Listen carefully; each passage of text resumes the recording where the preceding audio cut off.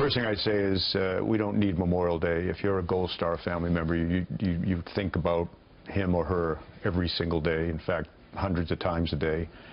But what Memorial Day in my mind is good for is to remember, for America to remember the million men and women over our history, the million men and women who have given their life for this country in combat. So on Memorial Day, even if you're at the beach or taking advantage of some mattress sale somewhere, think about that. Well, ahead of the Memorial Day weekend, Homeland Security Secretary John Kelly, who lost his own son in war, is honoring all those who have made the ultimate sacrifice to keep our country safe. But this is as organizers of New York's Puerto Rican Day Parade are being criticized for honoring a convicted terrorist, Oscar Lopez Rivera, who was recently pardoned by President Obama. Sponsors of the parade pulling out. AT&T, Coca-Cola, JetBlue, Goya, and even the Yankees have all removed their support. Let's see how those public companies actually did today. Looks like they closed, well, looks like they closed a little bit mixed in the midst of all of this scandal. But I want to bring in on this story Gold Star wife of American sniper Navy SEAL Chris Kyle. Hey, Kyle. Hey, it's great to see you. Good to see you, too. Thanks. Yeah, so I want to ask you your reaction to this terrorist being honored on Memorial Day weekend. This guy was pardoned by President Obama. What do you make of this story? Yeah, I mean, I think his sentence was commuted, and I think that in itself is of concern because I think we need to be a little bit stronger in saying what's right and what's wrong.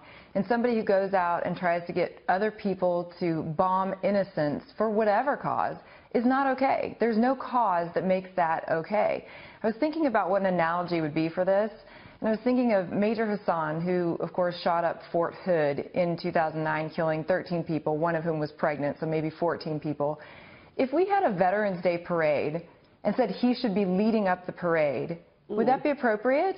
Yeah. Right? It would not be. And you can't say just because he wore the uniform means he's a good representative to head up the parade. Just the same as just because this guy is Puerto Rican doesn't mean he's the representative. Surely there are amazing Puerto Ricans who could be leading up this parade and could stand for what is right and what is good in this world, regardless of his cause.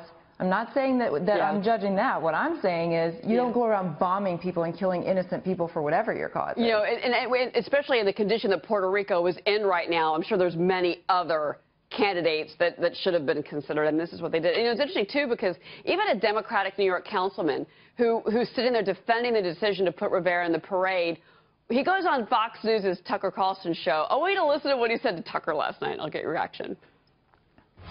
You obviously don't follow this in any detail. You're glomming on to the guy because he's a fashionable communist, but he's also a terrorist.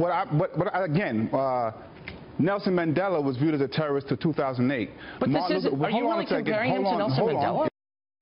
Does that make you mad, the way that he was defending it to Tucker? Yeah, I mean, I think the thing is, it's like he's trying to get you to look through a different lens or a different perspective to say why this might be okay.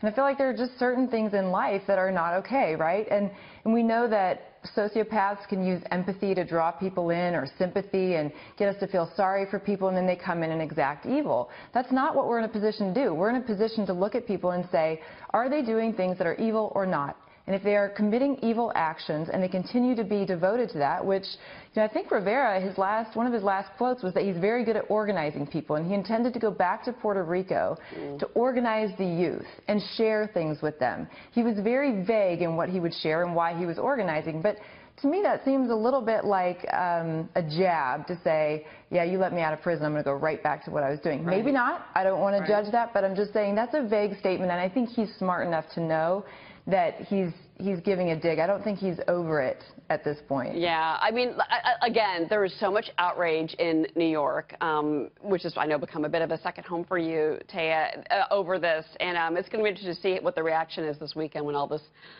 goes down. Before I let you go, though, I do want to ask, how are you going to be honoring Chris this weekend? You know, we have a lot of things that we do to remember him every day, as the gentleman before you was talking about, or before me was talking about. And I think that one of the things I'm focused on this Memorial Day weekend is remembering the Vietnam veterans, because Chris loved them, and he always said that he'd like to be remembered as a guy who cared so much about veterans that he wanted them taken care of. So the guys who are dead, they fought for the guys to the right and left of them. The people that are still alive, those Vietnam veterans, they need to be honored.